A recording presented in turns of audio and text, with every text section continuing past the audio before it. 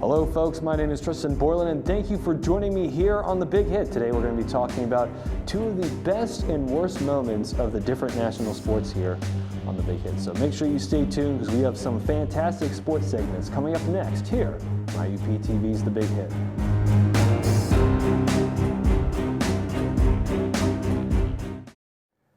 Hello folks, and thank you for joining us here on The Big Hit. My name is Tristan Borland. Alongside me is producer Joey Crispin. Joey, thank you for joining me here today. We have a very special episode for everyone. We are going to be going over two of the best and two of the worst moments in each national sport here on The Big Hit. So Joey, I'm going to start with you. What would you say is your favorite moment in the NFL? Well, one of my favorite moments is something that's been happening a long time, or at least everybody's waiting for a long time, is Andy Reid finally winning his first Super Bowl. It took him years to do so. He's been with the Eagles, he's been with the Chiefs, he's had Alex Smith as a quarterback, which in my opinion, he's probably one of the most average, underrated quarterbacks. He was pretty good, but he was not good enough to win a playoff game. But when Patrick Mahomes came in, he finally had enough talent to revolve around Patrick Mahomes. Tyreek Hill, Travis Kelce. Then you had the defense of like Chris Jones, and so he finally won a Super Bowl in 2020. Got to eat his cheeseburger he so desperately wanted, which I feel in my heart. So I think that was definitely one of the best moments in 2020 in the NFL so far. I was going to say that. Unfortunately, that's what I have written down as well. But like you said, Reid has spent such a long time on teams that were not really that good. He's gotten close multiple times, many playoff appearances, he actually had a Super Bowl appearance, and unfortunately the Eagles lost in that game. Yeah. But I just remember whenever he was on the Eagles, wasn't he supposed to assemble this super team? Everybody thought that, Andy Reid's coming in, he's going to assemble this magic super team and win Super Bowls like their day job, but it never happened. And that's why I think the Eagles kind of got rid of him, because we paid this guy to come in and make this team a superstar team, but it never happened. So go to the Chiefs. So, I mean, you want to continue with that? Well, I was going to say, he just was never able to get to it. And on top of that, he's just such a relatable guy. He doesn't seem like Bill Belichick or, some of the other coaches that think of themselves as a little bit better than everybody else. Because he smiles. Exactly. Have you seen Bill Belichick smile? No, exactly. That's a good point. Like I said, I remember one of my favorite coaches growing up was the Steelers Coach Bill Kerr.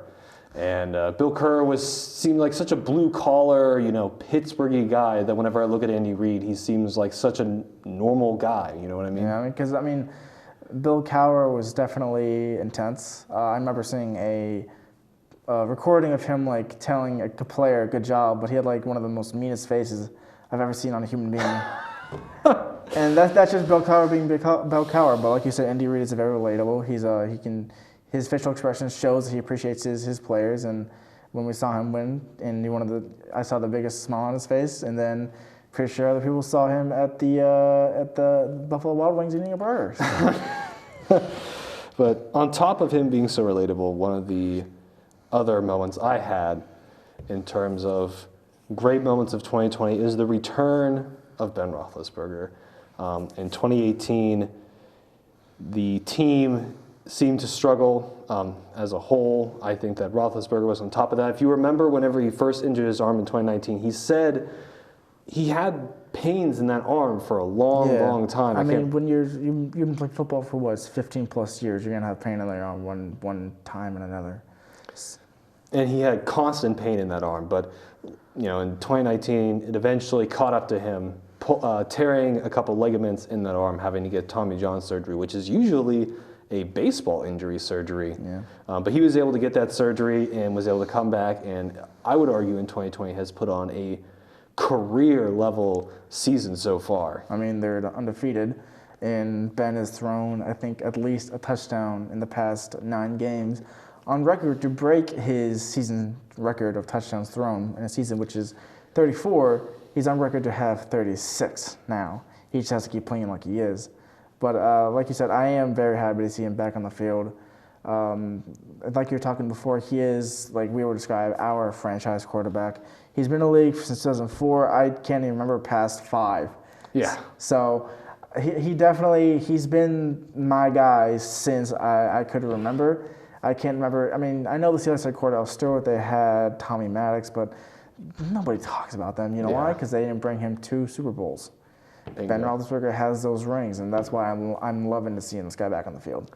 But what about you, Joey? Do you have the same one as well, or do you have something different? Similar, I guess. I mean, you had a guy coming off an injury. I have a guy coming off a more horrible injury. If you remember back about 2 years ago, Alex Smith breaking his leg in half, which, by the way, was very coincidental because he broke his leg in the same spot that Joe Theismann did, on the exact same spot on the field. That's right. And that's, I don't know if you believe in conspiracy theories, but that's kind of insane. It is. But back to the leg, I guess it got to the point where it got so bad, the doctors, I guess, found an infection within the leg, and they were scared that they had to amputate it, which obviously would, ruin his football career, which is something that nobody wants to, have happen. Yeah. It's not the fans, it's not Alex Smith, not his family.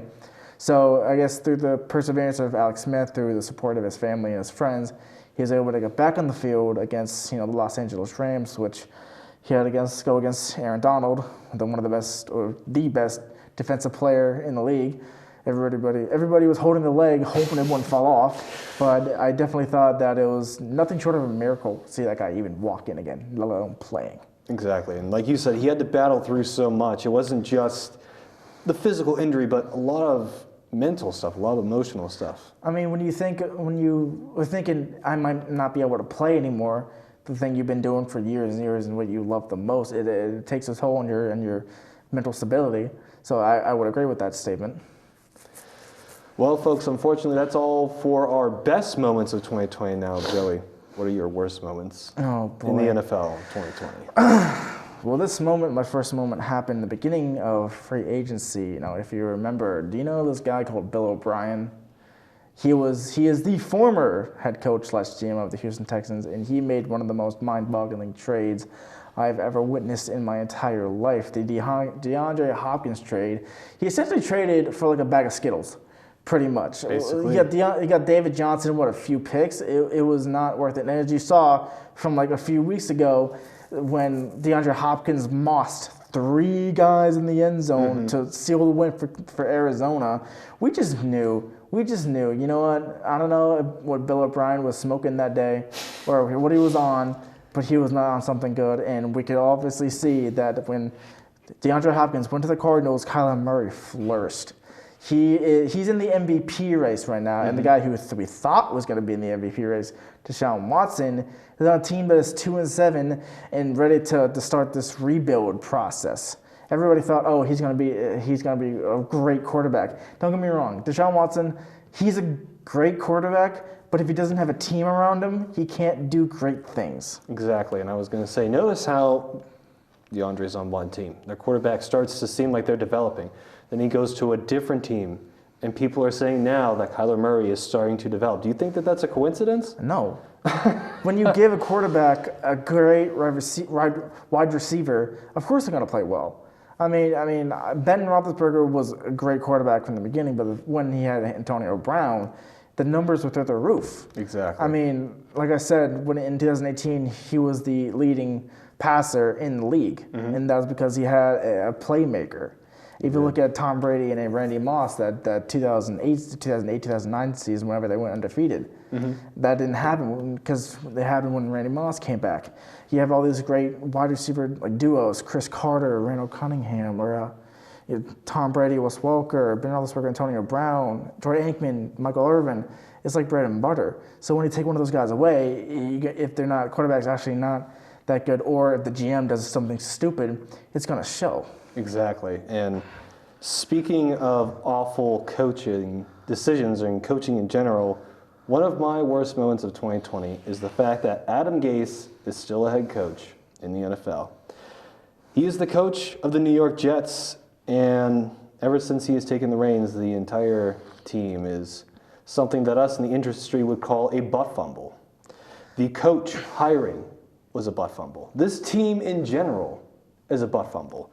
And unfortunately, this team is going to butt fumble their way into a #1 overall pick for 2021, and they're going to butt fumble Trevor Lawrence's career basically away. And that's why I say that this entire team, this franchise in general, is personified by the butt fumble. If the Jets, if the Jets owner does not get rid of Adam Gase by the end of this year, it's just straight downhill.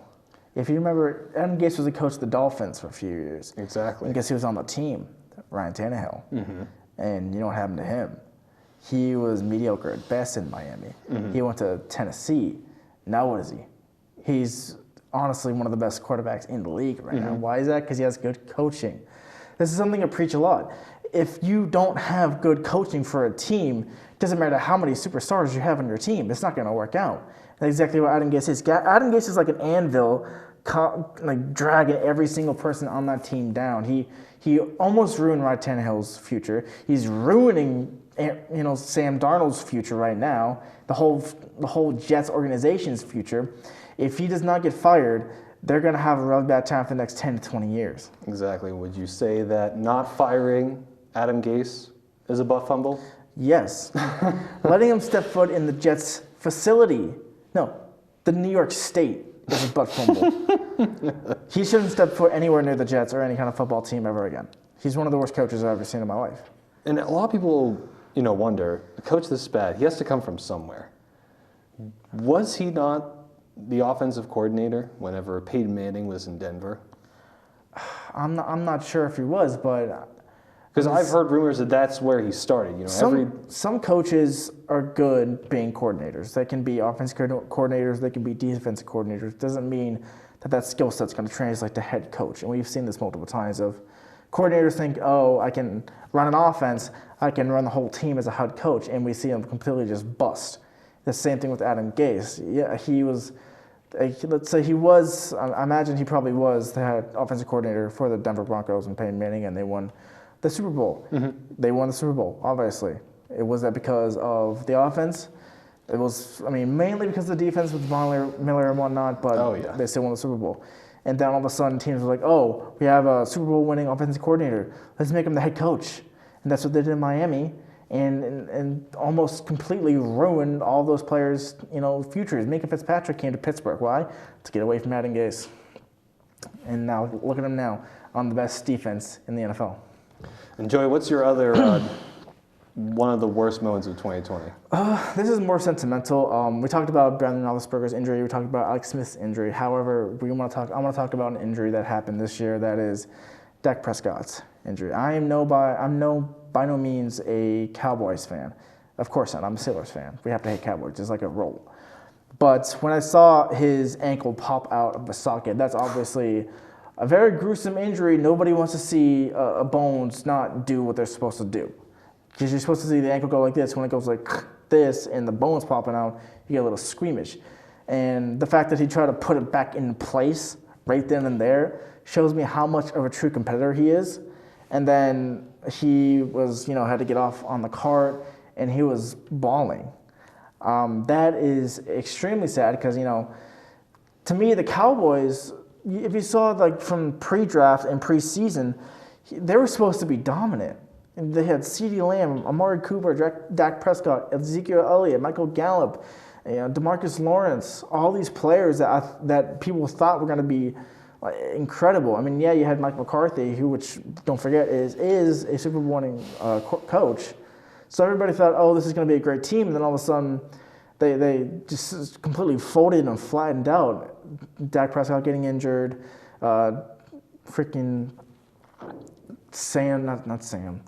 Andy Dalton getting injured, and I feel like the whole Cowboys team is just one of the worst moments of the entire 2020. What do you think? I would agree with that. And speaking of the NFC, with the Cowboys being a team in the NFC, that is one of my worst moments of 2020, the NFC least. The NFC East is being led by a team who is 3-5-1 on the season. You don't deserve to be in the playoffs with that kind of a record. Would you agree with that? You don't. However, I know there was an instance where I think a Seattle Seahawks team was 7-9 and went to the playoffs. 7-9 is not as bad as 3-5-1. It's only 2 games off. Fair. But either way, no, if you have a losing record, you should not be in the playoffs. Well, then, and also think about this. teams that are at the bottom of the NFC West and NFC North, those are teams that would still lead if they were moved to this division. Oh yeah, I believe it. I mean, if the Giants lost Saquon. Danny Dimes is Danny don't. Yeah. He's not a very good quarterback at all. Washington had their rookie quarterback, and then Alex Smith, which, by the way, who's rookie quarterback? I forgot already. For the Washington football team. Yeah. I said was it Redskins. Dwayne Haskins? Yeah, Dwayne Haskins. When I saw him come out of college, I knew he was going to be a bust. I knew it from the beginning. So you had a bust. You had a guy with a busted leg. And then you had the Eagles, which Carson Wentz is I don't know what's going on with him. I'm something else. It's something with his head. I don't know, his decision making or something. And then you had the Cowboys, which, like I previously stated, is failing expectations like nobody's business. So do I think that this whole division should just like die off? No. But if somebody does not get above 500 record, I don't think anybody should deserve to go to the playoffs whatsoever. I think it should like nullify. Exactly. And I was going to say, I wonder, the AFC North for the longest time, or not the AFC North, the AFC East, with the Dolphins and all those teams. For the longest time, New England was, Big Daddy. They ran the show, and a lot of people say it was because they're in a division that was very weak. But we're starting to see that script flip now. We're starting to see the Bills be a very dominant team. Well, it's mainly because of coaching. Exactly. If you saw the Bills coach completely just revolutionized his Bills team with Josh Allen, with Stephon Diggs, and then you have Brian Flores, who, by the way, was actually another Patriot coach. Completely just turn around this Miami team. They have one of the best defenses in the league right now. Then you have rookie Tua Tagovailoa, who is actually in the run already for Rookie of the Year, winning his past 4 to 3 games, and then you bring in like Kyle Van Noy and all these players in free agency, completely remoting this team. The AFC East is no longer like Big Daddy Patriots League. It's more just the Bills running the show, and the Dolphins and the Patriots kind of hanging in there. More of the Dolphins, and the like baby Jets, just sitting there, waiting to get their first round pick. Because if they go defeated this year, that's going to be the third worst team the NFL has ever seen. You have the 0-16 Lions, the 0-16 Browns, and then hopefully, I honestly hope it does happen, because that'd be awesome. Me too. To see the Jets just go defeated. The 0-16 Jets. I'm saying it right now. 0-16 Jets. If you come back, if I'm going to play this in like January when they're 0-16, I'm going to re-upload it and just celebrate. I'm genuinely alongside with you. I hope that you're right. That would be literally wonderful. I mean, Le'Veon Bell knows what's happening. He went to the Chiefs. Yeah, he did. He's going to go get that ring. Watch yourself now. Pittsburgh's in the ring. Yeah, they are. That's right. With Pittsburgh not being really mentioned that much in power rankings, which I think is a slight. There are a lot of people that still say the Chiefs and the Ravens are up there, but Ravens are not up there anymore since they got beat by the Patriots now. Exactly. But it's definitely the Steelers and the Chiefs. If I think the Steelers can get the 1 seed and have Kansas City come to Pittsburgh, they have a good chance of going to the Super Bowl. Yeah, they do. Well, that would probably be put up in my mentions of one of the best moments of 2020. Well, folks, unfortunately, that's all the time we have for today. My name is Tristan Boylan, alongside me, Joey Crispin, and that is it for us. But do not go anywhere, as we have more wonderful sports segments coming up next here on The Big Hit. Hello, folks, and thank you for joining me here on The Big Hit. My name is Tristan Boylan. Alongside me, Ian Decker, our in-house MMA expert, here to talk with us more on two of the best and worst performances of 2020. So, Ian, why don't you start us off with one of your best performances of the 2020? Easily Hamzat's 3-fight win streak. He came out pretty much out of nowhere. He's from Sweden. Well, he's not from Sweden, but he fights out of Sweden. And he became easily the most dominant fighter in both 185 and 170. He fought 10 days in between 2 fights, dominated each performance. He pretty much had, I think, the biggest significant difference in between strikes. Completely just they picked up a guy, dragged him across the cage, did some ground and pound. But I don't think those are his best performances, because he's been doing that for years. And really haven't seen how good his hands are. I think his fight against Gerard Meerschaert where he pretty much just one-punch KO'd him, was like the best performance. I mean, it was dirty. Everybody's like, oh, Gerard's like a veteran. He's going to, come in and he's going to show him, like, hey, you really can't push guys around like that anymore. No, he just knocked him out like 30 seconds in. It was absolutely filthy. But another good performance, I'd say, would either be the fight between Weili Zhang and Jan Jędrzejczyk. Absolutely dirty, probably my fight of the year. Okay. That or to be between Dustin Poirier and Dan Hooker. It was Dustin Poirier's, he just came off of losing to Khabib back in 2019 in Abu Dhabi. But man, that fight, woo! Was that a fight? Oh, it was so good because I hate Dan Hooker at the Passion. Oh, okay. I don't like him. He beat Paul Felder, I think, a very controversial decision a while back, and seeing like Dustin Poirier is like my favorite dude. I love watching him. I've loved watching him since like back in like 2013, and just came out dominated. He just really good boxing. Roughed him up real good. Jumped the guillotine a lot. That's one thing I love about watching Dustin Poirier. But yeah, those are pretty much the best two performances so far. So those are your. Yeah. And why is that? Would you consider them the best performances because of dominance, or just? Well, Khamzat's different. It's pure dominance, but pure performance out of both fighters, and the Jan Jędrzejczyk and versus Weili Zhang, and the Dustin Poirier versus Dan Hooker. Those two are just great fights in and of itself, just pure like athletes in the purest form. Khamzat was just pure domination, so that's why I like it. I think it's better to like watch like pure domination like that. Okay. But you still got to give it to like those two, those four respective fighters for their bouts. No comments on McGregor though, being one of the more well-known No, fighters. I actually think that he his performance against, put up a great performance against Cerrone. 2-year layoff since Khabib beat him back in 2018. But I think his fight against Cerrone. I don't think it was that good of a fight. I was expecting a lot more. I did call that I thought Cerrone was going to win because he has a lot more experience, he's a lot more well-rounded, but McGregor pretty much came out, gave him like really surprising shoulder strikes, broke his orbital, and it was pretty much done with that. Him with head kick, did a little bit of ground and pound, and it was done. I was kind of actually shocked Cerrone was going to have that quickly, but yeah. So, like I said, I'm just surprised that you didn't mention anything about McGregor. Being someone a little bit more outside the sphere of MMA, that's the only fighter I really know. He doesn't fight a lot. He pretty much comes in, comes out as he pleases. He is supposed to fight Dustin Poirier, I believe, on the 21st or 23rd of January of next year, but it's not going to be for the title. That's a rematch between those two fighters, but I really don't think... He just doesn't like fighting a lot. He has the money. Why would you fight? He could do all the. So I was going to say, can you give us a big hit special comment about that fight that's coming up between McGregor? You better watch it. You better watch it because that was pretty much like the fight that really I think McGregor was like building his like momentum on, and then that's also the fight that Dustin Poirier completely changed his like fighting style. Dustin Poirier was a completely different fighter from before. I think Dustin Poirier has the best boxing in the UFC, and especially in the lightweight division.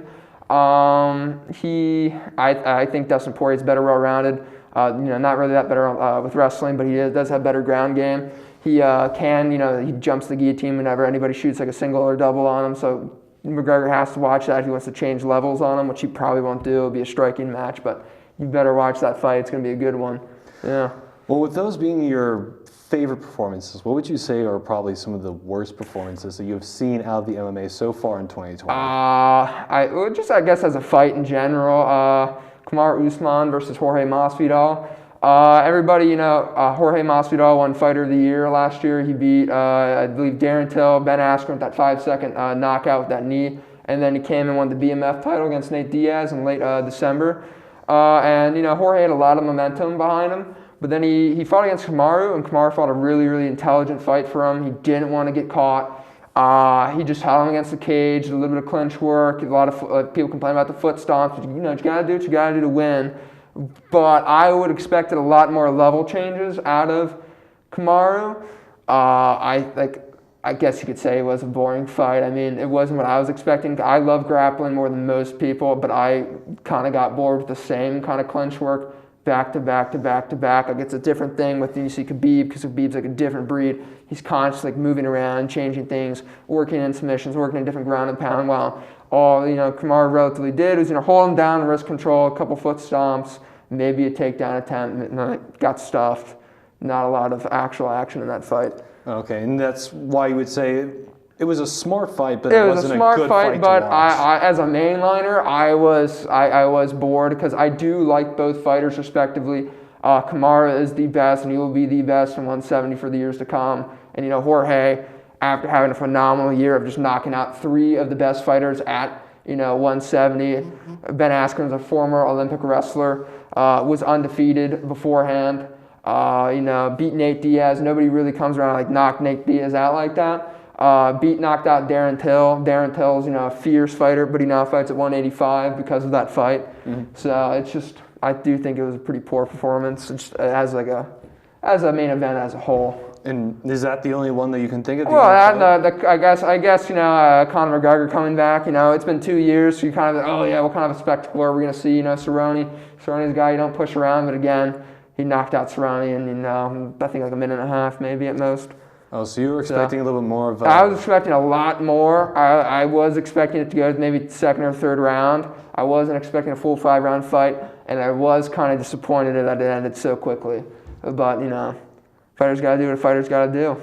So those are the only fights that you can think of that are poor? It seems like most of the fights at the MMA level, at least in the professional level, are usually good fights. I usually don't hear much about people saying that they're not very good. Well, it's like a lot of the things with bad fights is people get bored pretty easily. If you don't understand, if you don't have like a wrestling background or a jiu-jitsu background or a judo background, you think any kind of groundwork is boring. I have a wrestling background.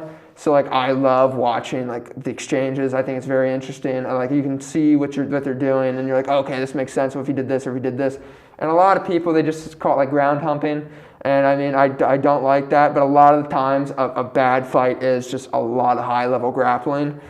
So yeah, that's. But you said that's not an actual bad fight. That's just boring. Well, like Kamaru Usman versus Jorge. I mean that's I guess the exception, but it was I guess the lack of trying different things would you classify it as boring? But no, I think I prefer grappling bouts over high striking bouts. I think when you have it was Damian Maia versus Ben Askren, the best jiu-jitsu performer in MMA history versus one of the greatest wrestlers in MMA history. They fought it out, and it was a great chess battle on the ground whenever they took it to the ground. But I think it's highly exciting work actually. So unfortunately, that is we're starting to come down to the last minutes here. Do you have any last minute comments? Yeah, watch December or January 23rd. There is a fight coming up. Figueroa, who he's fighting against for the flyweight title, and I forget who fights at women's flyweight as well. Oh yeah, Valentina Shevchenko. She's gonna win again. She's easily one of the most dominant fighters in the women's division and in the UFC as a whole. Oh, okay. So watch out for that. That happens late December, I believe late November. So. Well, folks, unfortunately, that's all the time we have for our MMA segments, but don't go anywhere as we have more wonderful sports segments coming up next here on The Big Hit.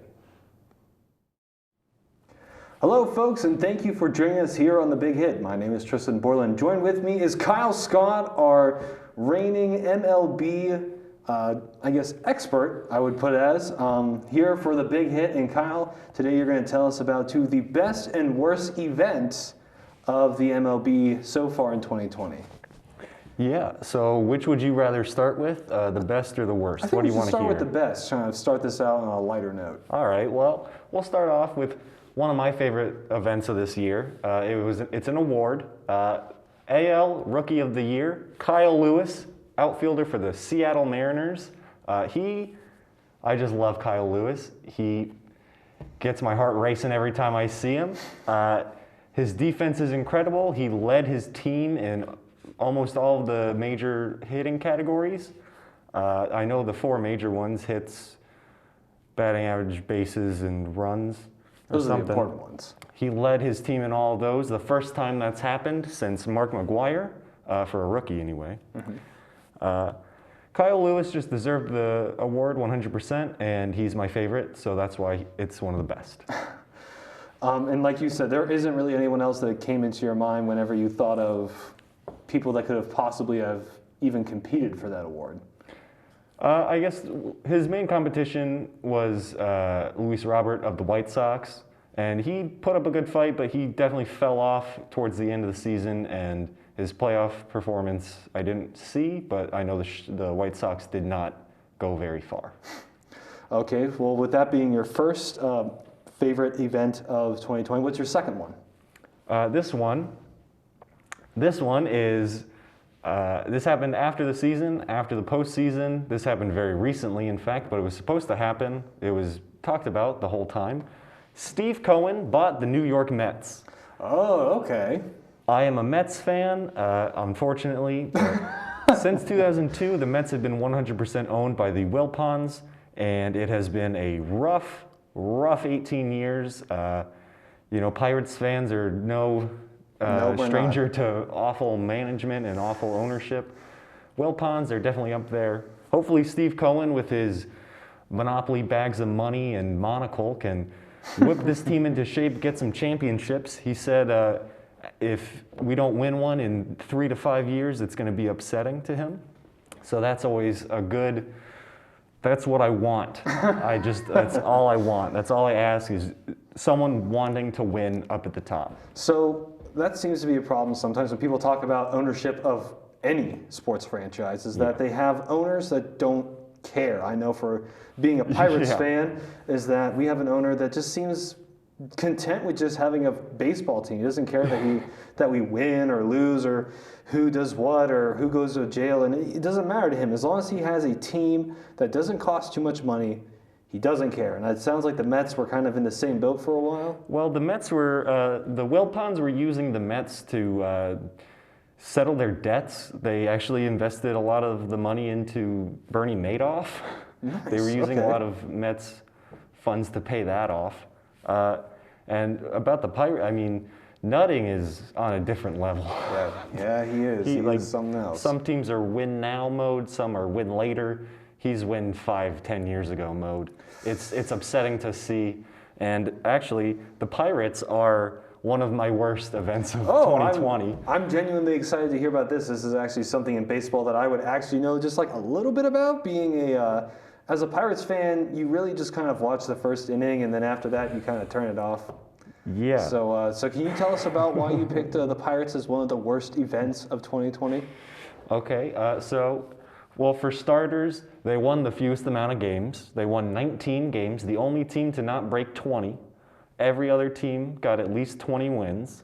So there you go. Already, you're in the toilet. They got no hit by the White Sox this season. That's not very fun to see. No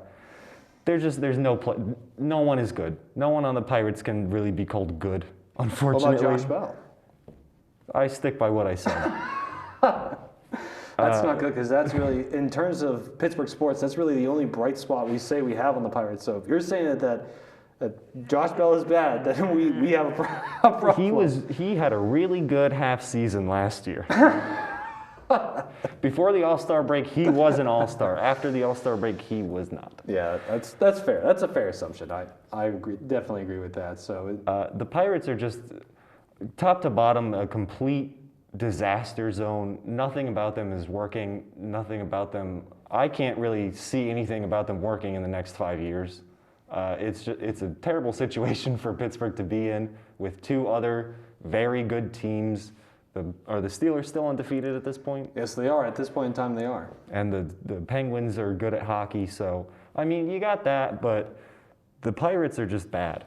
Yeah. I can't sugarcoat it. They're just bad. They're a bad team. Well, what about our first round draft pick that we're supposed to get? You don't think that that's going to pan out in any way? It's probably going to be Al Leiter's kid. So that's probably good. Al Leiter's good. Mark Leiter is his name. He's on in college right now. He pitched for Vanderbilt, and they just won the College World Series. So that could be good. Oh, they might get Kumar Rocker, who honestly, with how rare this is in baseball, he could be almost a major ready prospect. Which, I mean, the Pirates, I mean, they might as well just do it anyway. You know, well, what's to lose? Why waste 5 years? Exactly. You can just get him now, and he's going to be shit anyway. You know, they're not going to develop him. No, they're definitely not. Especially if he's a pitcher of any kind. We can't seem to develop pitchers to save our lives. I mean, heck, for the longest time we thought that Chris Archer was going to save our franchise. So with that being your first one, I can only imagine what your second worst moment of 2020 is for baseball. So my second one actually just happened. It's Tony La Russa being hired by the White Sox to be their manager again. He was their manager in like the 80s or the 70s, and then was with the A's and then the Cardinals. And he retired. He was retired for a few years, and now he's back, and he's like 80. And the White Sox are a very young team. They're very fun to watch. They're an exciting, energetic team that they celebrate after home runs. You know, they pimp stuff out. Not really La Russa's style. He's kind of an old school guy. It's also just not the right fit at all. But he's really the worst because his DUI. He got arrested for DUI and told the cop he's a Hall of Famer baseball person. So he's a medium nightmare for the White Sox right now. No one is happy with that choice except for probably the White Sox ownership. Free agents are looking at other teams to go to now. Because the White Sox are a competing team. If you're ring chasing, White Sox aren't a bad team to pick. But I mean, La Russa, are you going to want to? No. I wouldn't. No, probably not. I'm going to the Mets. They're going to pay me, and I get Steve Cohen. Like, come on. Exactly. And I'm in New York. And so would you say that, is it the coach that came back, or is it the fact that they brought somebody from a long, long time ago where baseball was very different? You know, nowadays, baseball is very much up there. And from what I can tell, they're very up there in terms of the analytics. They're very much about the new numbers and stuff like that. And something tells me that a coach from the 80s is not going to be able to utilize that. Yeah, they're really bringing in the old guard. It's not like La Russa won the White Sox a championship when he was their manager anyway. You know, he didn't do that for him. It really is just, he's not a good choice for any team, let alone the White Sox. He would just be a bad fit anywhere in the current landscape of the sport. He's an old guy that's not going to be able to do anything as effectively as someone 30 years younger. Exactly. And I was going to say, so this is a bit of a tough question, but was there anybody that you could think of that maybe would have been a better fit, or not really? I know that's a difficult question. I don't keep up with like NFL coaches as well. Usually when people are like, wait, who would you think would make a better fit there at that team? I'd say anyone, literally anybody else. Yeah, literally anyone they could have gotten, I guess. Some guy off the street would have been a better pick. Maybe. I mean, I don't know. We'll find out next season if he's still the manager, if they don't want to replace him or they can't replace him. I don't know who I would pick. I'm not super up to date on my the coaches and stuff on like my that. managers, but I mostly know the bad ones, to be fair. So I was going to say. So, Kyle, do you have any last-minute remarks about the MLB season of 2020?